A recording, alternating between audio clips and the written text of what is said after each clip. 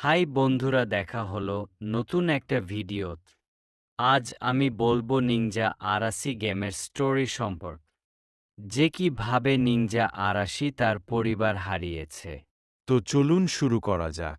Ninja আরাশি হল চায়নার একটি উচ্চ প্রশিক্ষণপ্রাপ্ত সৈনিক এবং এই সৈনিক যখন অভিযানে যায় তখন সে সেখানে একটি পালিয়ে যাওয়া একটা বিপরীত পক্ষের সৈনিকের লক্ষ্য করে তীর ছোড়ে। তখন সেই তীর তার গায়ে না লেগে এক বাচ্চার গায়ে লাগে। তারপর বাচ্চাটি সেখানেই মারা যায়। আরাশি এই ঘটনাতে খুব কষ্ট পায়।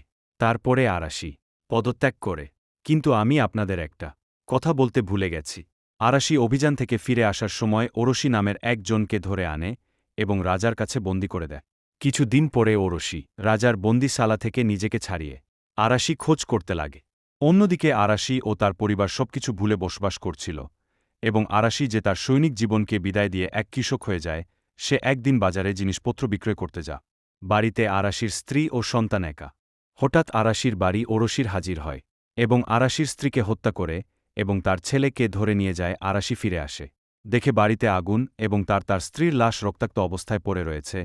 হঠাৎ আরশির মনে পড়ে ওরশির কথা। তারপর আরাশি তার ছেলেকে ফিরিয়ে আনার জন্য এবং ওরশিকে হত্যার জন্য বেরিয়ে পড়ে। তারপর আমাদের গেম শুরু হয়ে যা। গেমে আগে যেতে যেতে আমরা দেখি ওরশির সাথে ফাইনাল লেভেলে আমাদের দেখা হয়ে যা। আমরা যখন ওরশিকে ডিফেক্ট করি তখন দেখা যায় যে আরাশির ছেলের আশপাশ দিয়ে অনেক ঠান্ডা হওয়া উপরে উঠতে থাকে এবং বরফ ভর স্তূপের মধ্যে থেকে ডোসো নামের এক শয়তান জেগে ওঠে। আর এই দেখে ওরশি হেসে বলে, তুমি অনেক দেরি করে ফেলেছ। এই বলে ওরশি মারা যায়। তারপরে ডোসো বলে, তোমার ছেলেকে আমি নিয়ে যাচ্ছি। আরাশি বলে, আমি তোমাকেও শেষ করে দেব। তখন ডোসো বলে, তুমি দুর্বল একটি মানুষ। তারপর ডোসো আরাশিকে বরফে জমিয়ে দেয়। ডোসো আরাশির ছেলেকে নিয়ে বরফে হারিয়ে যায়।